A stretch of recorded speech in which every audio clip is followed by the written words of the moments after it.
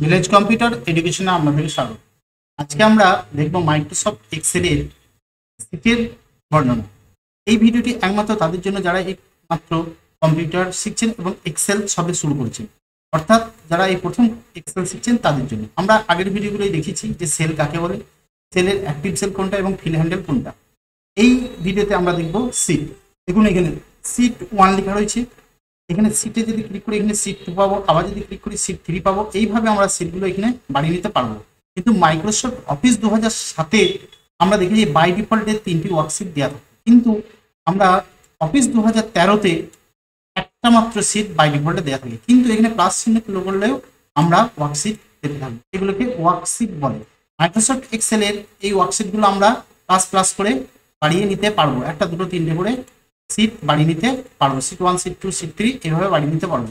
আমরা অফিস 2007-তে দেখেছি বাই ডিফল্টে 3টে ওয়ার্কশিট দেওয়া থাকে, কিন্তু অফিস 2013-তে আমরা দেখলাম যে সিট মাত্র একটাই দেওয়া থাকে। যদি ভিডিওটা ভালো লাগে অবশ্যই লাইক করবেন, কমেন্ট করবেন, শেয়ার করবেন। চ্যানেলে যারা নতুন এসেছেন চ্যানেলটিকে অবশ্যই সাবস্ক্রাইব করবেন। ভিডিওটা দেখার জন্য আপনাকে অনেক অনেক ধন্যবাদ।